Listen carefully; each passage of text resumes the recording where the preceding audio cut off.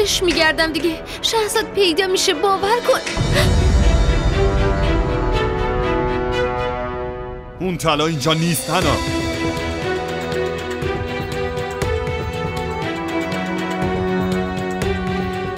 خجالت نمیکشی؟ به خاطر یه طلای معمولی با همسرت اینجوری رفتار میکنی؟ اون معمولی نبود هنا.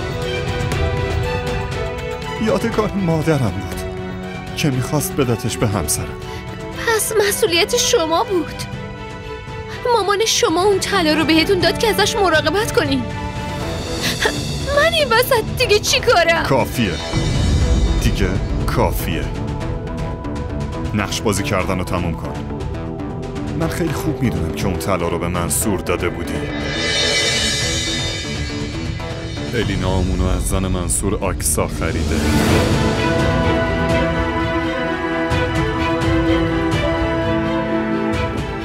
چی واسه خودت میبافی؟ من گوش بده، حرفم هنوز تموم نشده. حتما داری فکر میکنی که زن منصور آکسا رو چجوری میشناسه، که نه تو اونو میشناختی و نه دیگران. حالا تو بگو، برم از خود آکسا بپرسم یا خودت میری طلا رو میاری؟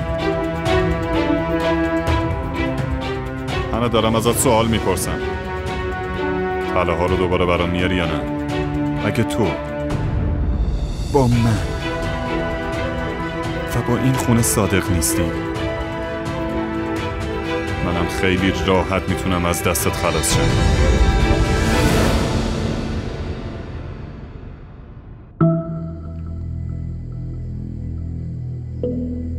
من میدونستم، از اول میدونستم که آبجی حتما تو رو بر علیه من میکنه. خفه شو،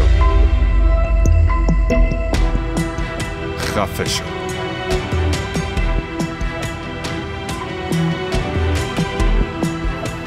و هنا، من دیگه اندازه سر سوزنی به اعتماد ندارم.